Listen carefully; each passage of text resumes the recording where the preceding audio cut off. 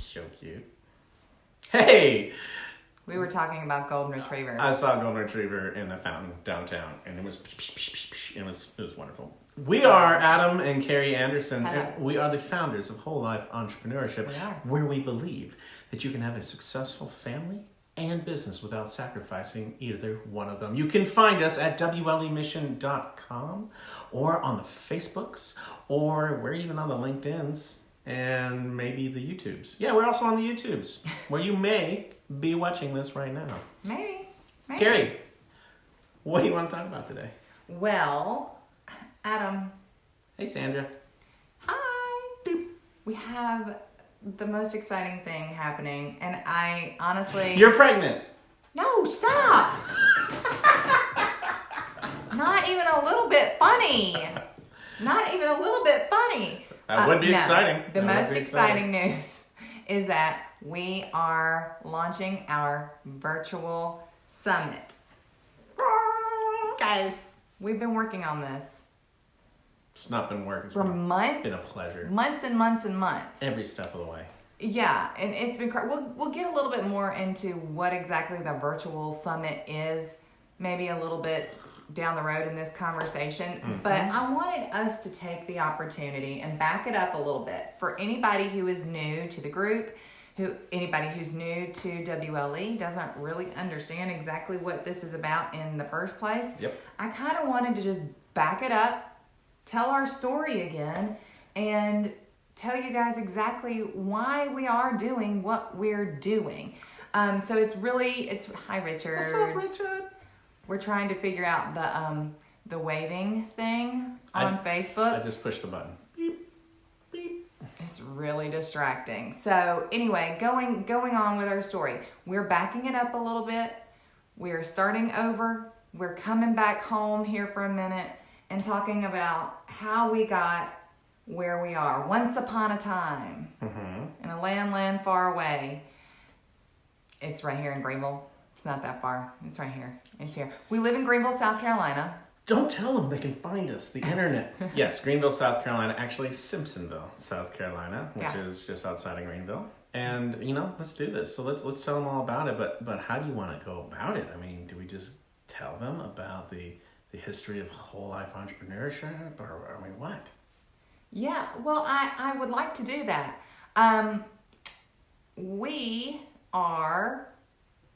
We've been married, 13 years? But I think we've been together 16 years together. When Adam and I met, I was in nursing school.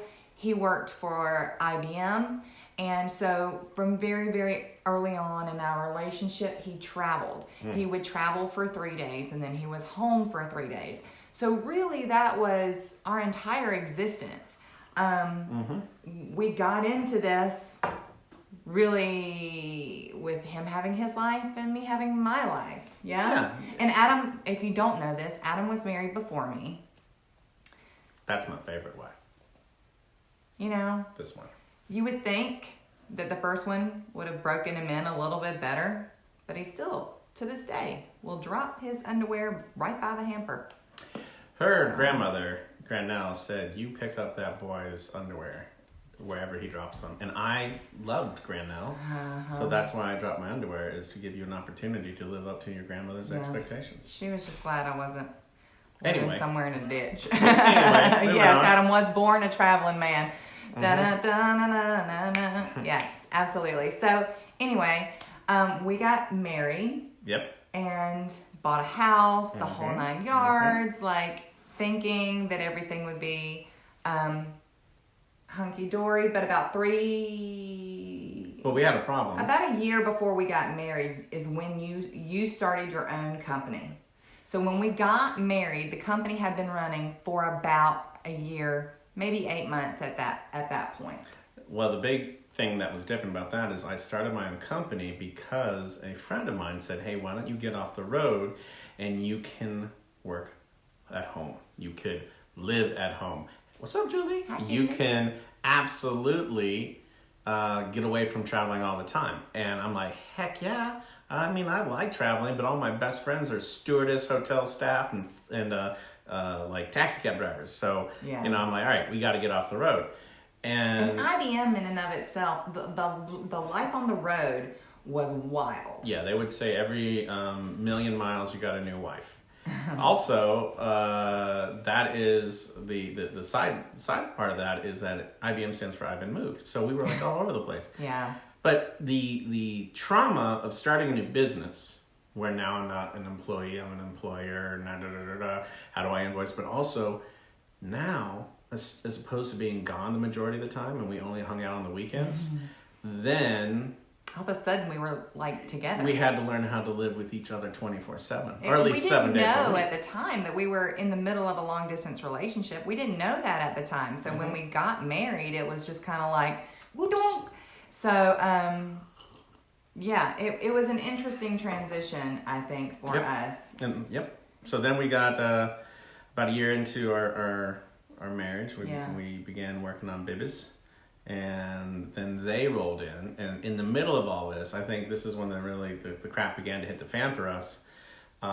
New company, new family, new baby, and young people. So you were in your 20s, I was in my early 30s. Yeah. And all these things happened, and we went through about 5 years of really dark times. Yeah. It had highs, it had lows. It wasn't all bad, but it had some really bad points in it where we were very unhealthy for each other. Right.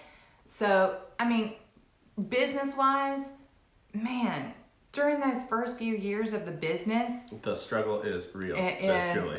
Yes. Amen. The first few years of our business was, I mean, like everything that you possibly could have imagined happened to us. He had partners at first, and then the partners, he didn't feel like they were going in the direction that he wanted to, so he had to buy out partners. To do that, he had to cash out 401ks that technically, now that we were married, were mine. Well, but I didn't know what I was doing. Like, I didn't really think about it. We never really blended our family well. We missed payrolls. We made fortunes. We lost fortunes. An accountant didn't file our taxes. We filed them. He was just shady. Yeah, like we were missing lots of money. It was very, very sketchy. We hired... Which is why we work with Richard Matthews, Wealth Management. Thank you, Richard. Thank you for protecting us from our own stupidity. We hired how many of our friends? All of them? All of our friends. All of them. We hired my brother. My brother. Your brother. We hired people who I wish was my brothers. Yeah, we hired everybody that you'd ever worked with ever, it seemed like, and had a little bit of a relationship with. Hired all my drinking buddies. Yeah. We did it all wrong. We did it all wrong. Like, all of it. But we still scaled. We were still successful. We eventually grew that company to be over $3 million.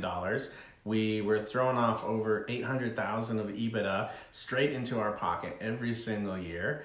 Well, I mean, not right to our pocket, but we keep reinvesting it. And through the course of that, we launched 19 companies through the course of that.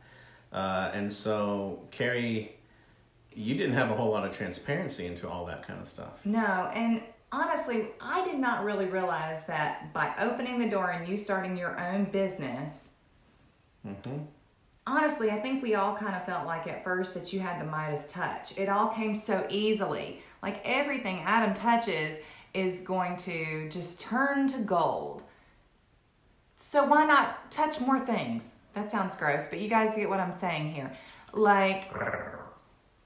So I didn't really understand that by doing that, we were sort of opening Pandora's box. And then Adam quickly he went from being a business owner to being a serial entrepreneur. Yeah, so I dropped out of college and I began to treat launching businesses as running experiments that taught me how to run businesses. Yeah. So each one of these companies taught me something new. How cash flow works, boom, boom, boom, boom, boom. And so by the time I was done with all these different companies, I now know what I'm doing. Yeah. It just cost an awful lot of not just money, but also time and emotional stress and all this stuff that I put my whole family through when I was getting there. Yeah, just even sometimes the structure in which we used one company to sort of, hello, Christy. We used one company sort of to Fund another. It was not good. It was robbing from Peter to pay Paul. It was super stressful, guys. Meanwhile, I'm still over here. I have a career. I have things I want to do. But now I have been blessed with a baby girl at the time, and Colicky. I didn't know what I was doing, guys. I was a young Maintenance baby. mom. I didn't know what I was doing. I was freaking out all the time. I was doing it alone. And you were a pediatric nurse, so you yeah. felt a lot of guilt that you should do this better. Yeah. I'm a professional. And I'm not just a professional. I'm a perfectionist. It's a problem. It's a real problem. We'll get to that later. So one of the things that happened mistake-wise early on in the business is you became like the sole salesperson. I was a single point of failure, and 21 people's mortgages depended on my ability not only to sell and close the deal, but also Yes, for me Richard. to produce the product, right? So I trained everybody. I brought in nobody who already knew what they were doing. I brought in 20 human beings and taught them how to do. And the problem is that everyone looked to me to have the answer, and it felt good. I liked being the guy who everyone looked to. I began to get a huge ego. Not just an ego, but it was to the point where the only thing that really made me feel good was being at work, because being at home, at home, I wasn't a hero. At home, I'm the guy who didn't take out the garbage, or I didn't do the dishes right, or the kid is angry, And it was really unpleasant to be at home, because guess what? Young kids can be very unpleasant. Mm-hmm. And the place I felt like a hero was at work. And so I found many, many, many very viable excuses to not be home. I felt many, many, many viable excuses to be out the bar late at night. And it became a habit where, rather than coming home and being a part of the family, my identity got so wrapped up in the business and how I felt there that I pretty much abandoned you. And that kind of sucks. Sorry about that. If I haven't Thanks for saying that. if I haven't said sorry enough. Yeah. Let me add one more. No, wait, two more. So, sorry. There's a thing that happens, guys. Real transparent here, okay? Real talk. There's a thing that happens when a drunk husband comes home late to a sober wife who has a young baby that has been screaming at her all day. There's a thing that happens. It's not a pretty thing. Hugs? It's not hugs. I wish that I could say that I was super understanding and supportive during this time. I was not. I don't 100% love the banshee that I turned into, but it went on like that. It went on like that for a lot of years. What happens, I think, when that level of conflict, when that level of pain, when that level of grind is happening to each other, when he is hurting me and I'm doing everything I can to hurt him back, destruction, erosion, there are some really big words. I'm not gonna pat it and act like it didn't get ugly at times. Mm-hmm. I'm not proud of my behavior. I don't think that you are proud of your behavior. No, we're not proud of our behavior, but I'm also very willing to forgive us. Right. I'm grateful for the journey now.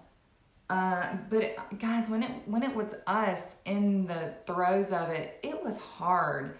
It was hard. Hard doesn't even sound like a good enough word. But after several times of, threatening, coercing, mm-hmm. I wasn't getting through. So I think, was it me who signed us up for marriage counseling the first time? Yes. Yep. So we did 3 rounds of marriage counseling over the course of that 5 years. Mm-hmm. First one, not so good. Second one, really good.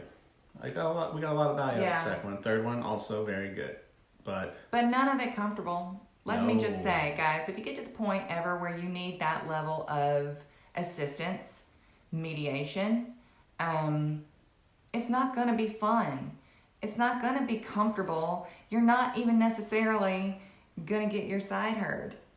I love going to Nobody's- marriage counseling because That's not what it's about. I'm a charming dude, and we would sit down in front of these marriage And I counselors. look like a completely unhinged, crazy woman. And I would have read all the books that were on their shelves, so I would immediately begin talking to them like peers. I'm like, oh yeah, I see you're reading that thing. That's a great one. I didn't really agree with all the points, but it was very good. And then there's Carrie, angry, and I felt like, oh yeah, this is gonna be easy. It's not easy. No. And luckily, we found a really good one who spent, the first month or two just basically letting me go, bleh. And Adam just would sit there like, I know, lady, like, isn't she crazy? Can you catch a load of this? See what I'm dealing with? Non-stop. And then one day, she looked at him and she said, I hope you realize you're not fooling me. Your humor is adorable, but I know exactly what you're doing with it. And It's not a defense mechanism. you don't get to sidestep your responsibility in this. And I think that was a real wake-up call for you. That was the first time someone really held me accountable, dug deep, and I was able to muster up the vulnerability to shove the humor aside and really express what I was feeling as well. And here's the thing, that's not easy. If you are in a contentious relationship where you are in my case, I was avoiding, in her case, she was attacking, and we're very contentious, you don't normally end up with vulnerability being your right answer. Going like, you know what, I think today I'm going to be super vulnerable. And in fact, I think in that counseling, really it was like, that was really the first time, like, we talk a lot about ASS. If you don't know what ASS is, please go read my blog about that. It stands for Alone, Stressed, and Scared. And like, stressed and scared seems like a completely normal thing for an entrepreneur, really any person, to feel on a regular basis. This counseling was really the first time that our eyes were open to the fact that in our own relationship, in our own lives, and then even in our professional lives, we were very alone. Yep. We weren't sharing with each other. We weren't sharing with, authentically. We acted like everything was fine. Everything was cool. We had it all together. We were that family, like Christmas card all the time. And it was exhausting and infuriating, and it took its toll on us. That right there, the exhausting.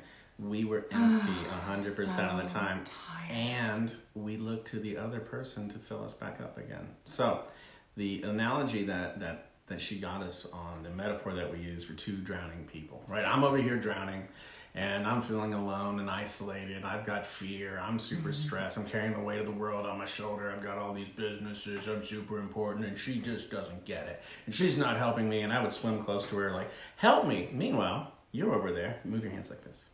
She's over there. She's drowning too, and she's got the weight of the world on her shoulders. Got to keep these kids alive. They eat 3 times a day, sometimes even more.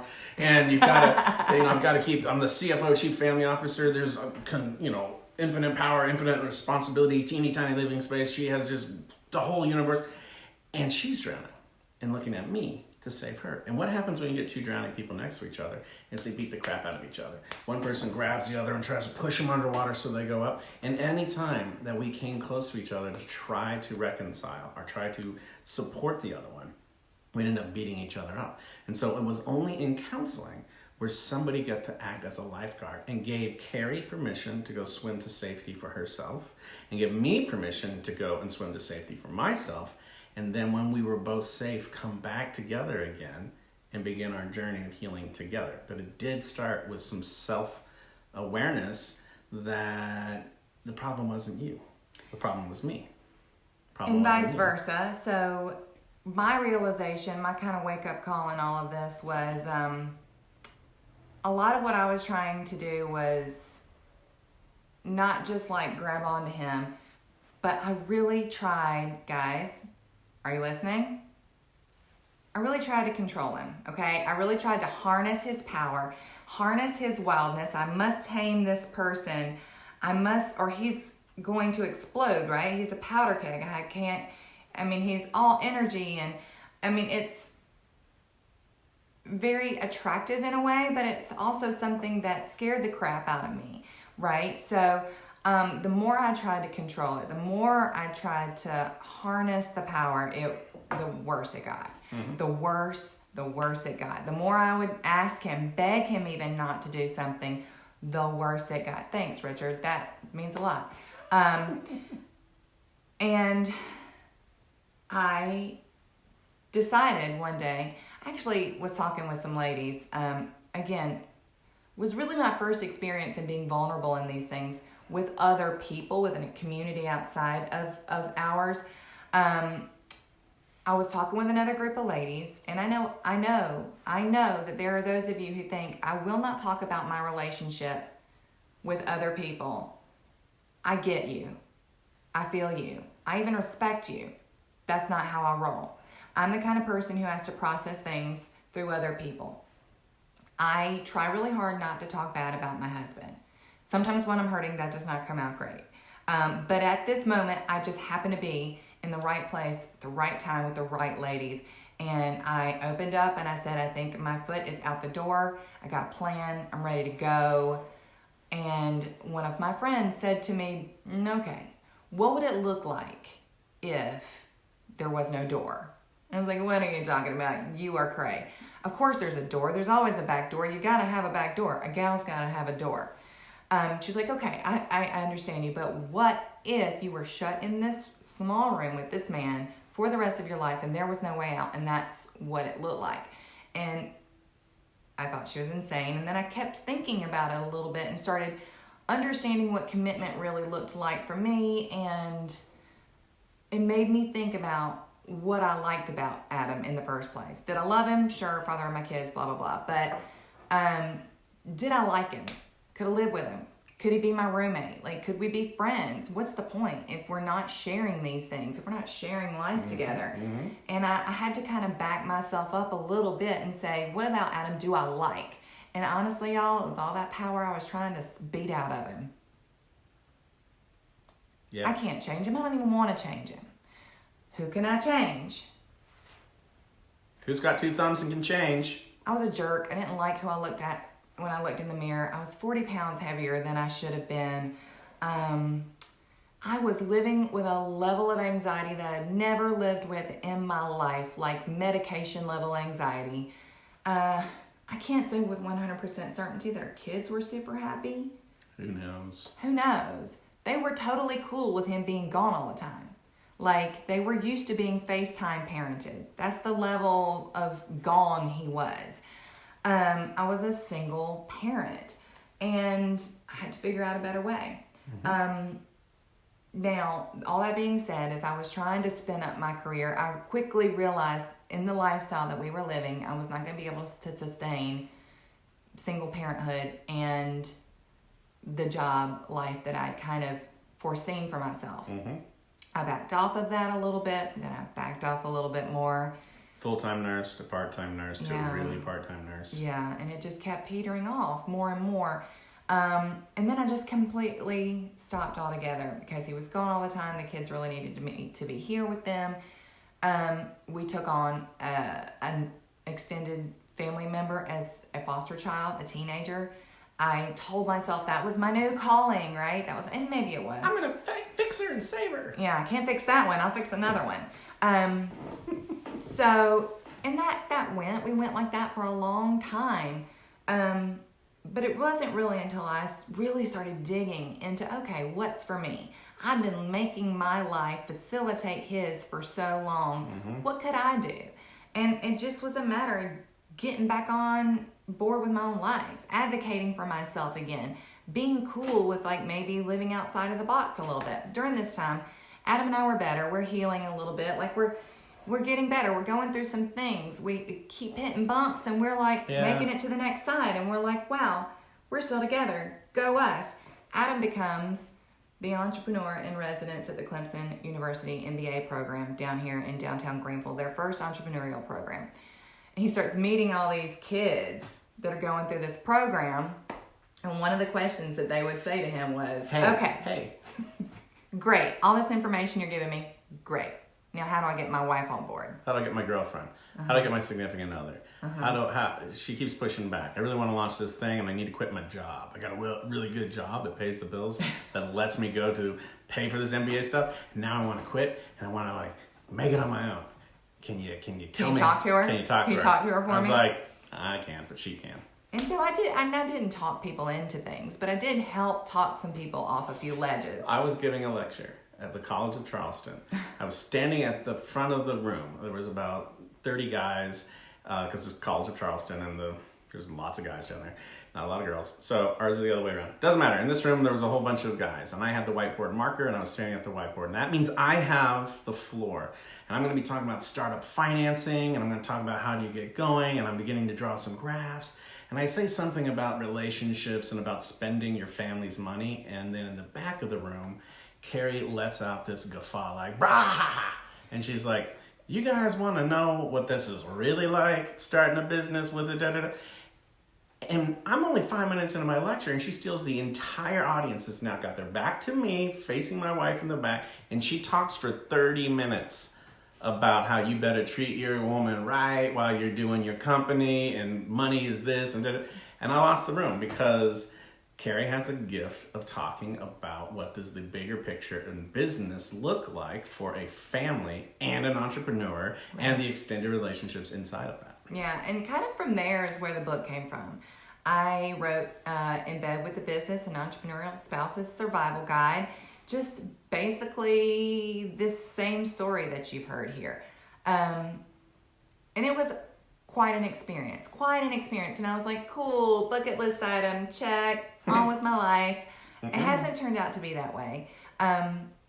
We've gotten some pretty passionate responses to the concept, and we've worked really hard to kind of try and build a framework around the ideas and what we really would want a holistic approach to life to look like. So not only are you being really successful in business, but your overarching mission and goals are involving those of your family and for your family, and all of it's very strategic. How we are each sort of board members for Anderson Inc. How we each get to come back and really get time to be ourselves and like really work on how best to be us, us in this. Right. And so that has been our journey for whole life entrepreneurship, is how to bring your best self to every aspect of your life. I'm just not entirely sure that $1 million gazillion bucks is really worth it if you don't spend time with those that love you, or those who love you. Like, that matters in your overall fulfillment. It's interesting. Money doesn't make you happy or sad. Money magnifies how you already are feeling. So if you are a happy, fulfilled person surrounded by people you love, and you get a lot of money, that magnifies, because now you're taking your buddies on vacation, you're being able to do, it enables you to do more. If you get a lot of money and you are self-destructive, angry, now you can bankroll all of the negative behaviors. A lot of the guide rails of our society to keep behavior in check get blown away because it's inconsequential, because you can just pay to remove those barriers. And so the idea here that focusing on only one thing and then rotting and being sick in a different way, absolutely no good. Absolutely. I lived there for a very long time where I had my identity in the wrong place. I can still be proud of what I've done, and I still do. I am proud of the accomplishments. But the thing I'm really proud of now is if I can look at our family and I can see how all of this stuff is coming together. And, one of my big problems was trust. I never brought you into things because I didn't trust you. Oh, son, that's over. I have a peer in Anderson Inc. I have a board director who is my equal in all things, and I can trust that person. Right. Where before I really felt in some ways you were the parent and I was the child, and I was the parent and you were the child, and other things. And being adult versus adult, and adult working with adult, that's And I It's a think blessing. just the man. level of respect that we have for each other now. Much respect. Blow it up. Yeah. It's been an interesting journey, guys. It really has. What we'd love to see happen is this message, this mission for WLE, where we're kind of, we want to kind of come in and blow up the idea of this track record of business destroying relationships. Doesn't have to be that way. Million miles. Does not have to be that way. New wife. It doesn't have to be that way. Yep. So. It's about breaking down everything and kind of starting from scratch, in my opinion. Breaking down some of the barriers, breaking down some of the constructs, some of the roles. So we shouldn't dive into the methodology No, right now, but that's what we created. We created a process for you to come to this from that dark place that we were, and we have a guide, a way, a methodology that takes you through all of this. We basically created what we wish we had. Yeah.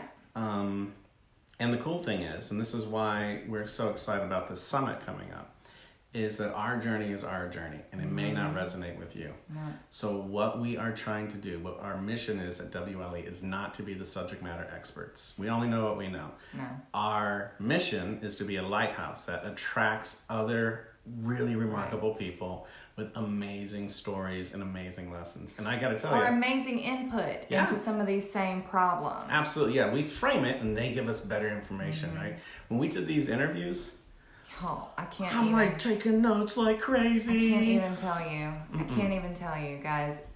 Life altering this experience has been for me. Yep. I mean, it's that huge. The virtual summit will happen the 18th, 19th, and 20th of September. The way that will look is there is an online portal for that. You go on, you sign up. It's free, guys. Yeah. It's free. We just want for Whole Life Entrepreneurship to be a source of support, a resource for other families like ours. We want this idea of continuous improvement, continually learning, continually growing towards each other. And sometimes that takes, just taking that extra moment to process some self-development, to process some business development, to even do it together. If you can pull that off, that would be fantastic too. So I think the way they'll launch it is 1 or 2 a day across that. Yeah, there's 8 total speakers with a couple of stuff between us. Right. So we don't do the details. It'll come out how it comes out. But it's just, they're really cool conversations, lots of valuable information. I mean, you're going to learn how to apply business processes into your family and vice versa. Humanize your business views a little bit. What else? I don't want to spoil it. Networking. We talk about how to build the right kind of communities. Your relationship with money, your relationship with your professional communities, the unhealthy things that we do as far as scheduling and productivity goes. I mean, honestly, working with your spouse is the best. It's awesome 100% He's the best. I love of it. the time. Mwah. Yeah. Anyway, guys, we're really excited for it. Quick thing.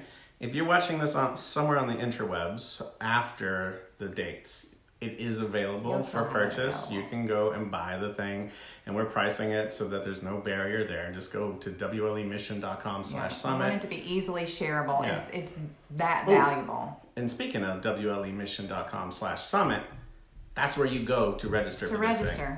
So, Exactly. And just like with a podcast, every speaker has some special offer, has some special ad, some we asked them. real customized information for our group. And our hope is that this mission will just continue to permeate, because it's really, really important in our opinion to do this. There are over 30 million small businesses in the United States, and millions and millions and millions more all across the world. And each and every one of those businesses has humans in it. Yeah. And each one of those humans has some form of a relationship. This is so important, to have better communication, better recharging, better communities. And yeah, this is pretty cool. I know. I'm excited. and really proud of the thing that we've built. Yeah. Yeah. Anywho, we're going to let you guys go for the evening unless there's anything else you have to add. Nope, you're just a rock star. I'm lucky that you picked me. WLEmission.com/summit. Awesome. We'll let you guys know more as we get closer, okay? Bye. Bye. Have a good night.